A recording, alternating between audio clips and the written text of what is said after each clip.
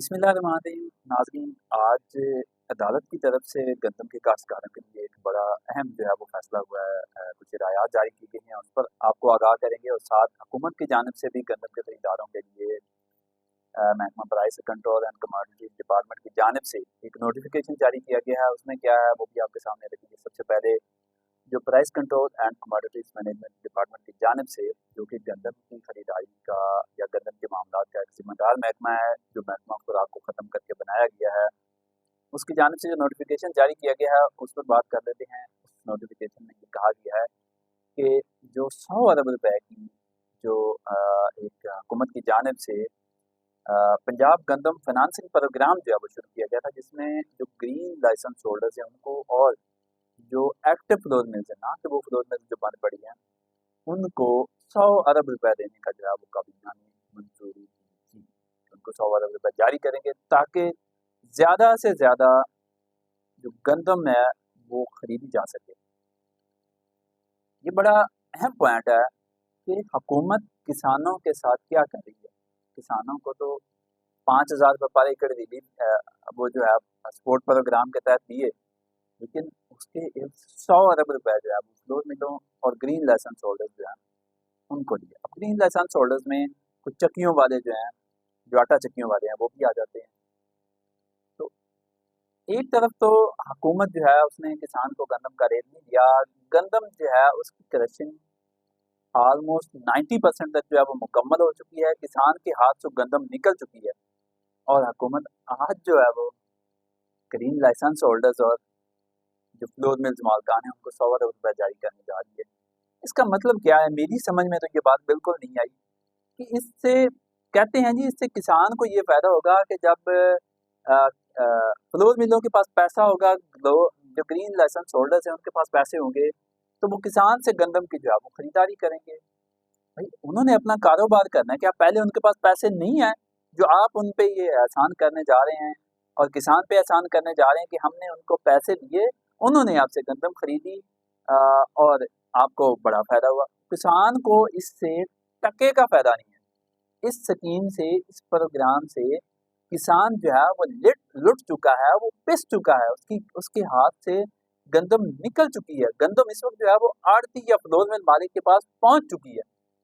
آپ ابھی کہہ رہے ہیں کہ ہم ان کو جو ہے وہ پیسے جاری کر رہے ہیں، کس مقصد کے تحت جو ہے یہ پیسے جاری کیے جا رہے ہیں؟ یہ سمجھ سے بالا تر ہے۔ شاید یہ اسی پالیسی کا حصہ ہے جو حکومت صنعت کاروں کو جو ہے وہ فائدہ پہنچانے کے لیے کام کرتی ہے، لیکن ایک عام مزدور اور ایک عام کسان کو جو ہے وہ کسی قسم کا فائدہ نہیں پہنچایا جاتا۔ اب نوٹیفیکیشن میں ایک تو 7 رکنی کمیٹی جو ہے وہ بنائی گئی، اور اس کے ساتھ ساتھ یہ کہا گیا کہ ہم اس لیے جو ہے یہ پیسے گرین لائسنس ہولڈرز اور فلور مل مالکان کو جاری کر رہے ہیں 100 ارب روپے، تاکہ وہ زیادہ سے زیادہ گندم خریدیں اور مارکیٹ میں اسٹیبلٹی آئے اور گندم کا ریٹ جو ہے وہ بڑھے۔ لیکن گندم کا ریٹ جو بڑھنا تھا وہ بڑھ چکا ہے، کسان کے ساتھ جو ہونا تھا وہ ہو چکا ہے، گندم کسان کے ہاتھ سے نکل گئی ہے۔ کسان اس وقت جو ہے وہ بہت زیادہ مشکلات اور بدحالی کا شکار جو اس نے ہونا تھا وہ ہو چکا ہے۔ آپ کس طرح جو ہے یہ 100 ارب روپے جو ہے وہ کسانوں میں تقسیم کرنے کی بجائے آپ کسانوں کو 5,000 روپے دے رہے ہیں، جس کو 40,000 فی ایکڑ جو ہے وہ خسارہ آ رہا ہے، اور آپ کہہ رہے ہیں کہ 5,000 روپے فی ایکڑ جو ہے وہ ہم نے دینے ہیں۔ تو یہ کیسے خسارہ جو ہے وہ کور ہوگا؟ اس کے علاوہ یہ کہا گیا ہے کہ 15 جون تک جو فلور ملیں ہیں وہ یہ قرضہ لے سکتے ہیں 100 ارب روپے جو پنجاب گندم فنانسنگ پروگرام ہے اس کے تحت قرضے کے لیے درخواستیں دے سکتے ہیں، اور 6 ماہ کے اندر جو فلور ملیں ہیں ان کو یہ پیسہ، مطلب ان کو فیسیلیٹیٹ کیا جا رہا ہے کہ وہ سرکار سے پیسہ لیں، اس پیسے سے بزنس کریں، سرکار کا پیسہ 6 ماہ بعد واپس کریں اور جناب انجوائے کریں۔ بھائی کسان کے ساتھ کیا یہ بہت بڑا سوال ہے۔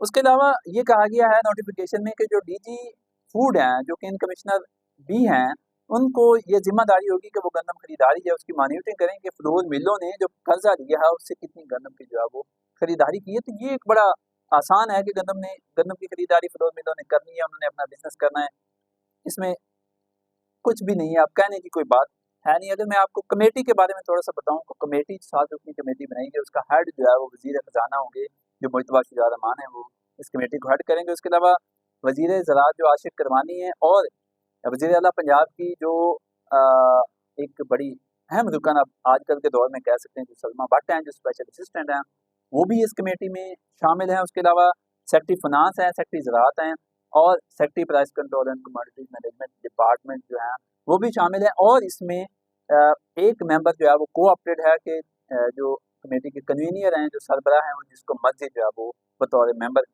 ले सकते हैं। ये कोऑपरेट इसलिए होता है कि जो मेंबर्स जो चेयरमैन होता है, जो सरबराह होता है, वो अपनी सहूलत के लिए किसी अपनी पसंद के बंदे को जो है वो साथ ले सके, ताकि वो नीचे उसका अपना जो बैठा हुआ बंदा है वो मामलात को बेहतर अंदाज से जो वो आगे चला सके, या वो अपने किसी होता नॉर्मली यही है कि वो अपने किसी मनपसंद बंदे या चहीते ऑफिसर को साथ ले लेते हैं। खैर, अब आ जाते हैं, थोड़ा सा मैं ब्रीफ कर रहा हूँ, शॉर्ट कर रहा हूँ कि जो अदालत के मामलात हैं उनको थोड़ा सा जो है वो देख लेते हैं। अदालत ने आज एक बड़ा अहम फैसला जारी किया है, एक हुक्म जारी किया है। उसमें ये कहा है कि जो हुकूमत है वो किसान नुमाइंदों से मिल बैठे उनकी बात सुने और उनके तहफ़्फ़ुज़ात जो है वो दूर करे।